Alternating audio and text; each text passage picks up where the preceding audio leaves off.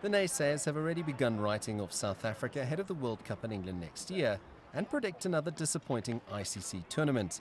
The drubbing at the hands of India certainly has raised eyebrows. In particular, the performance of the bowlers has left a lot to be desired, according to former New Zealand international Clear van Wyk, who believes that it is an area that needs urgent attention. Our bowling is still a little bit of a concern for me. I'm not too concerned about our batting in the ODI series at full strength. But bowling is a bit of a concern for me. What the makeup of the side will be, how many seamers will go in, will Pefluquayu be one of the bowling all-rounders to bat at 7? So I think those are still answers that's needed around the team. The series defeat to India isn't necessarily a bad thing, as the University of Pretoria's head of cricket explains. It allows for the coaching staff to assess the problem areas and focus on improving them.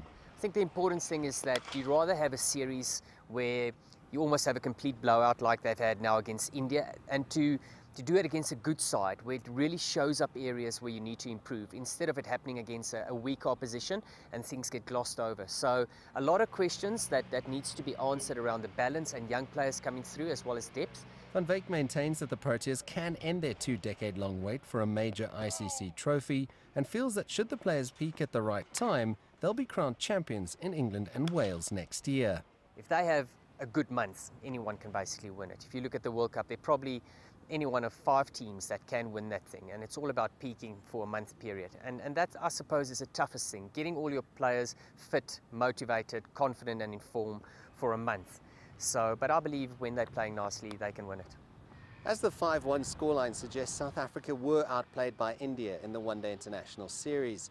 But it's not a case for alarm bells. The outlook, in fact, is not as gloomy as first thought. It's all about getting the selections right and making sure that Otis Gibson picks the men who are in form at the right time so that they can peak when the World Cup rolls around in 18 months' time and delivers South Africa's first ICC silverware in 20 years.